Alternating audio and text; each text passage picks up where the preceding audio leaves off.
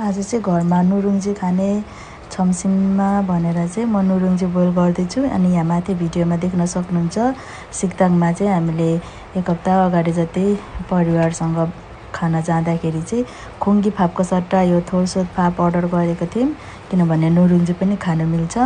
अनि सुरुमा चाहिँ त्यो भातलाई निकाली खाइसकेपछि चाहिँ त्यहाँ तातो पानी लगाएर चाहिँ 20 मिनट पछि चाहिँ नुरुङ्जी हुन्छ।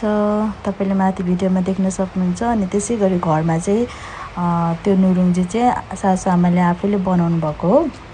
त्यसलाई टुक्रा टुक्रा बनाएर चाहिँ पानी हालेर बोइल गर्ने एकदमै सिम्पल तरिका छ। 20 मिनटसम्म बोइल गर्यो भने यो चाहिँ फुलिन्छ अनि मिठो हुन्छ। किम्चीसँग एकदमै मिठो हुन्छ।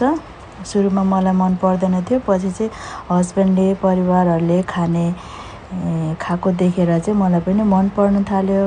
अनि मेरो बेबीले पनि खान्छ। मेरो बेबीलाई चाहिँ आजकल उसलाई आफै खान रुचाउँछ मैले खुवाइदिनु भन्दाखेरि पनि। अनि यो चाहिँ एकदमै सिम्पल तरिका, जस्ट बोइल गर्ने हो। तपाईहरु पनि ट्राई गर्नु।